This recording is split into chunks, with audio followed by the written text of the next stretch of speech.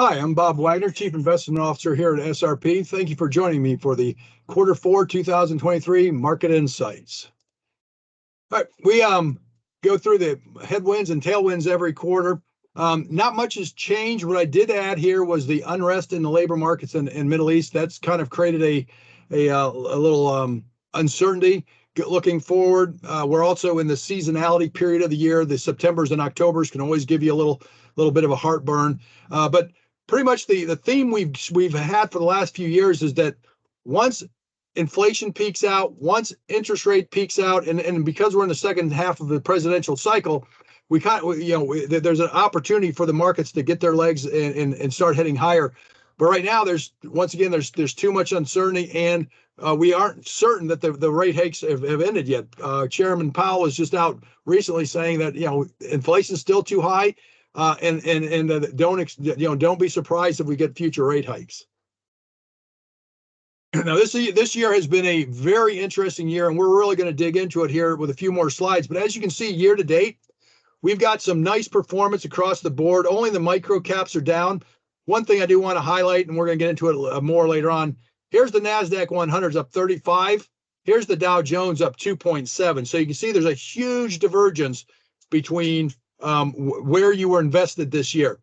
However, regardless of where you are, the markets have been running out of steam recently. Once again, we're going into seasonality. Numbers that look like that we're nearing the interest rate cycle are changing. So it looks like it might be stretched out a little bit further into the future. So as you can see, this year's been a relatively strong year, but it's starting to weaken going into the back half of the year. And why is that? Well, interest payments, as they've been increasing the rates, it's been costing the households more in their interest payments. So fortunately, many households were refinanced during the rates when they were extremely low. But if you're refinancing your house now, as you can see, mortgage costs are going up dramatically. Imagine just a couple, imagine here when you're only spending less than 20% of your household median income on your mortgage. Now you're paying over 40. You can imagine how crushing that is. Over here, though, this is the real kicker. Personal interest payments are surging. If you're spending money on interest payments, you're not spending it on goods and services. That's how you slow down an economy. So this, once again, you hear that term unsustainable a lot. Well, this is going to be unsustainable if it keeps going higher. Bottom line is those are early warning signs that, yes, the economy has been strong. Yes, we've had an inflationary economy. But if this persists, it's probably going to slow down a little bit. And here are just two other examples of what's going on that might give you a feeling that we might be able to slow down the economy, and the Fed might finally get its what's called soft landing. However, when they talk inflation, you typically don't think of inflation. You don't think of I'm sorry. When they talk about a recession, you typically aren't talking about environments where you have relatively high inflation, you have relatively low unemployment, and you have relatively strong economic growth. The GDP watch of the Atlanta Fed is predicting GDP growth of around 4%. So that's not really what I would think of as being a recessionary economy. And Chairman Powell seems to be agreeing with me, and he's saying we're going to probably need to raise some rates some more. But here's in this chart, you kind of see we've got excess savings are depleted. Now you ballooned them during COVID when all those payment checks were mailed to the individual, but now they've spent all that down. Credit card debt has surpassed $1 trillion. That is around 5% of GDP. Interest rates on credit cards has crossed 20%. You can kind of see how crushing that is. Not only is the amount going higher, but the amount they're paying on that is going higher. Personal savings payments are over 500 billion, and the personal savings rate is at 3.9, levels unseen since October 2008. Right. So you can kind of see that the consumer may finally be getting into a situation where they might be tapped out. And that's favorable towards rates peaking. That's favorable towards the Fed being able to back away. One of the other early warning signs is transportation. As you know, retailers will build up an inventory. If that inventory builds up and doesn't get sold, what do? They stop putting in orders. So they stop putting in orders, you stop shipping. If you stop shipping, you have trucking employment going on. So that's the connecting the dots as far as why transportation is often a leading indicator, and you can start to see why there's some early warning signs there. One big problem with these historic type relationships, however, is that the economy's changed so much. Now we're more a service oriented economy than a manufacturing and goods and services. So you may be buying a few less things at the store, but you probably aren't stopping your Netflix subscription. So the old historic relationships may not be holding as well as they used to. They used to say, so goes GM, so goes the economy. And they have what were called inventory recessions. Well, now with just-in-time inventory and other factors, that's probably not as big of a role as it used to be. Okay. Now, when you take a look at your 401k or your portfolio, you're going to notice some of your holdings did really well. Some of them did maybe not so well.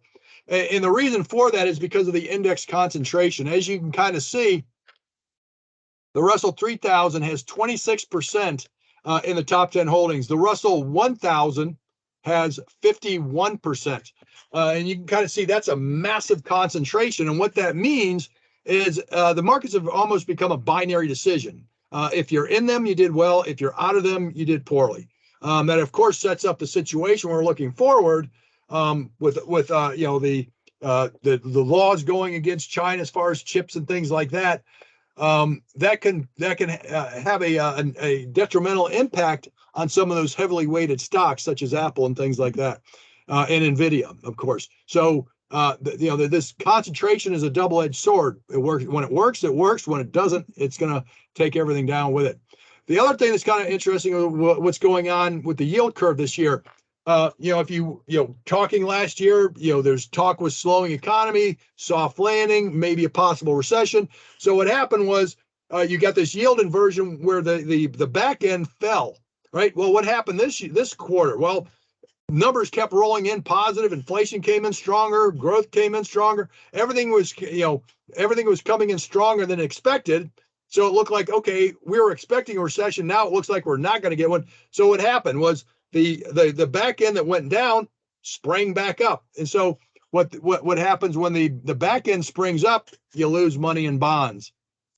And so depending on where you are in your bond holdings, you either made money if you're on the short end, or you possibly are losing money on the long end. Here's a slide that just kind of gives you a feel for just how concentrated the impact of the concentration is. These stocks are called the Magnificent Seven. You've heard about the FANGs, the FANGs. There was a Super Six, or FANGs plus Microsoft. There's a whole bunch of different acronyms for them, but what's kind of stuck now is the Magnificent Seven, and this is who they are. And as you can see, all of them are up substantially this year. Okay, but once again, Nvidia up 205%. The activity in the chip industry right now is taking a toll on that. Apple has exposure to Chinese chips. So there's and then Tesla's getting hit today. But you can kind of see there's this concentration and tremendous performance, but when that runs out, things kind of reverse. So the seven largest stocks in the S&P 500 have returned 92% on average this year, but it's not terribly healthy for the markets. And I kind of just went over why, because that concentration pretty much puts you in a binary decision. You're either up or down, but then when you buy into it, if it does turn, there's nowhere to hide.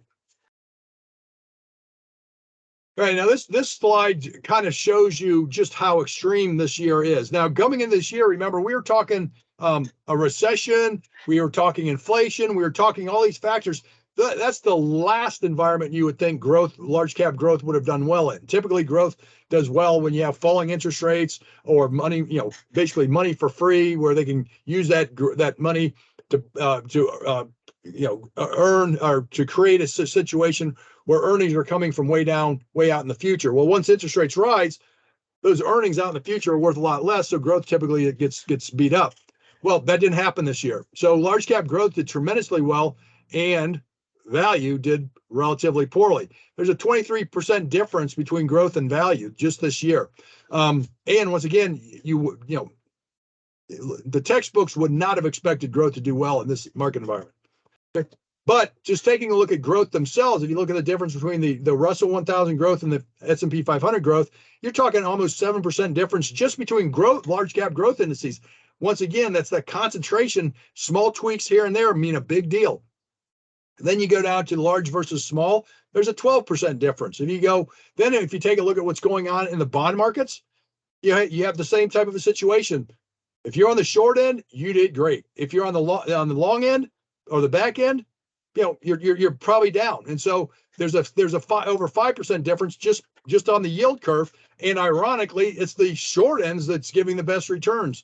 And then if you take a look at what happened with the T-bills versus the long bond, there's a 12% difference. So you can see there's a tremendous difference depending on where you were. So when you take a look at your 401ks or your portfolios this quarter, you're probably going to notice there's a wide range of different performances all over the place depending on where you were invested.